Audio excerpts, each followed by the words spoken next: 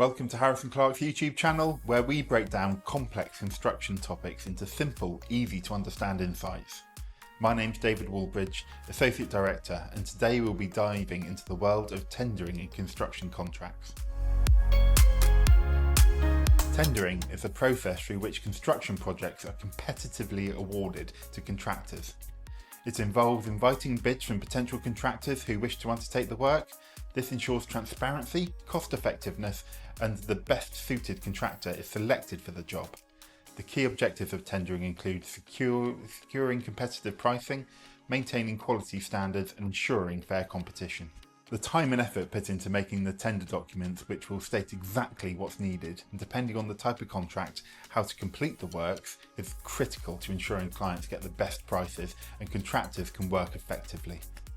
These tender documents can take on many forms, but commonly they will consist of drawings showing the works, a specification outlining the works, and details of the contract terms, including other matters important to ensuring the client can comply with their legal obligations, such as health and safety, for example. Now, let's take a look at the different types of tendering methods used in the construction industry. Each method serves a unique purpose depending on the project requirements, budgets and time frame, but here are the most common types. Open tendering. This method is widely used in the public sector projects. It allows any contractor to submit a bid, ensuring maximum competition. However, the downside is that it can attract unqualified bidders, leading to a time-consuming evaluation process. Selective tendering. In this process, only pre-qualified contractors are invited to bid. This ensures quality, but may limit competition and potentially increase costs. But in our experience, when compared to open tendering, the cheapest quotes also tend to be the least stable and costs can quickly escalate.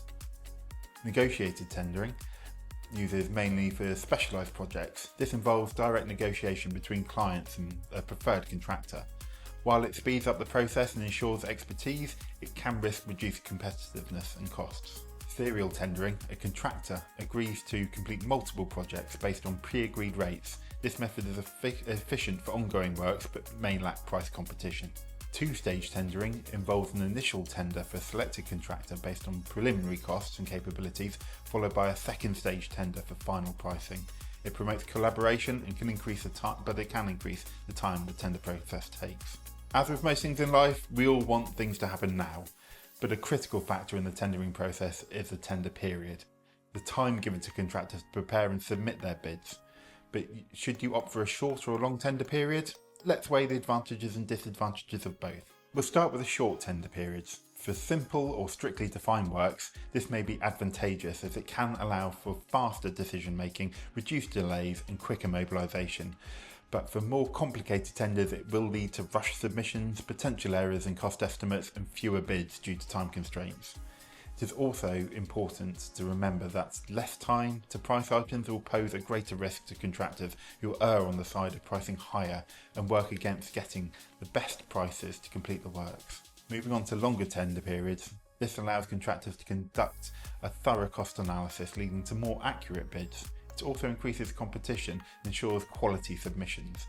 Longer tender periods also allow prices to be more accurately realised, reducing the additional costs that would be included to account for the additional risk the contractor may carry, especially in fixed price contracts such as design and build.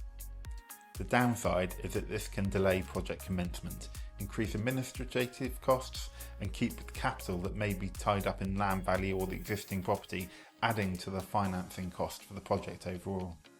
At the end of the day, deciding on how long or short a tender period should be is a balancing act in accuracy and efficiency. So there you have it. Sometimes overlooked and one of the first steps in a project, but tendering plays a vital role, ensuring projects are awarded fairly and efficiently.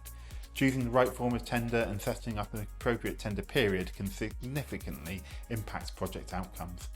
If you found this video helpful, and don't forget to share, like and subscribe. And as always, if you have any questions or would like to know how Harrison Clarke can assist you, please feel free to contact our friendly team on 02381 550051. We'd be delighted to help you.